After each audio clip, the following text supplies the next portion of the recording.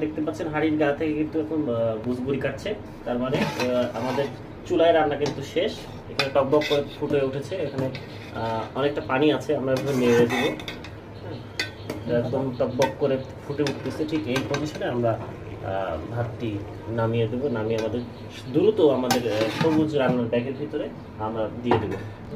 প্রিয় দর্শক, এইরকম মিটমিটে গ্যাসে এত দ্রুত রান্না করা সম্ভব হতো কিনা আপনারা দেখেন।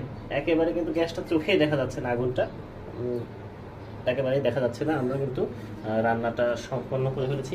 বাকি রান্নাটা সবুজ রান্নার ব্যাগের ভিতরে সম্পূর্ণ হবে। এখন রাঁধুনিকে আর কোনো পরিশ্রম করতে হবে না, এটা নিয়ে কোনো চিন্তাই করতে হবে না। জাস্ট ব্যাগটা ধরে এই যে ফিতাটা দুই দিক থেকে টেনে দিতে হবে। খুবই দ্রুততার সাথে কিন্তু হচ্ছে এই কাজটি করতে হবে, নাহলে তাপ কিন্তু নষ্ট হয়ে যাবে।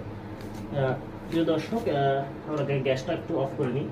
হ্যাঁ, এই যে এর গায়ে কিন্তু কোনো তাপ আপনার হাতে দেখবেন দেখা যাচ্ছে কিনা, কোনো তাপ কিন্তু নেই। ফলে এইটা সেফ এবং এর তাপটা বাইরে বের হচ্ছে না, এটা পুরোটাই কাজে লাগছে। পৃথিবীতে কোনো গরম তৈরি হচ্ছে